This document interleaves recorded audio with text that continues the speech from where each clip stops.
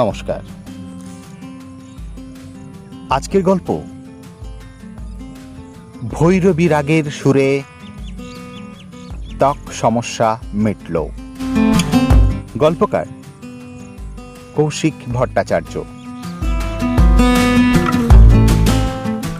গরমকাল এলেই আমার ত্বকে ফোড়া, খুজলি, একজিমা, চুলকানি এই সব বেরোতে থাকে।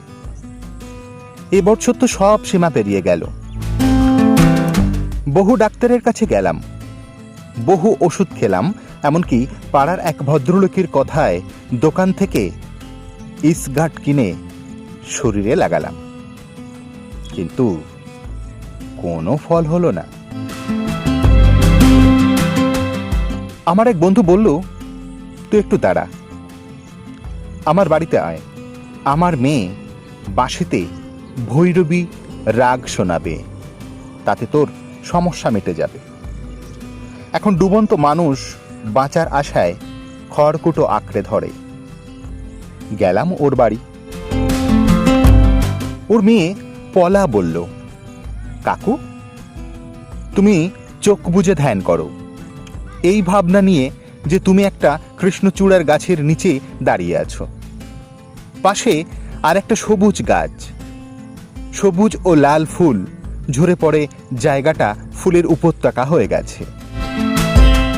বেলা যত বাড়ছে সবুজ ও লালের সঙ্গে মিশে যাচ্ছে সোনালি রং। যখন সূর্য পশ্চিম আকাশে বলছে, সেই সোনার প্রভাব কেটে একটু একটু করে রূপলি রং জাগছে। শেষে রাত্রি এলো, কালোয় ঢেকে দিল ওই ফুলের বনকে। তারই ফাঁকে এক চিলতে হীরের মতো ঝকঝকে আকাশ দেখতে পাচ্ছ তুমি। মনে থাকবে তো? সেইভাবে ধ্যান করে চললাম। ও ভৈরবী রাগে বাঁশি বাজিয়ে চলেছে। ঘণ্টাখানেক পর বাঁশি থামল। ও বলল, কি কাকু, এখন কেমন লাগছে? আগের চেয়ে খানিকটা ভালো। এভাবে মাসখানেক এসো আমার কাছে, দেখো তোমার রোগ ভালো হয়ে যাবে। বলা বাহুল্য, ওই 1 মাস ধরে ভৈরবী রাগে বাঁশির সুর শুনে আমি ত্বকের সমস্যা থেকে মুক্তি পেয়েছিলাম। নমস্কার।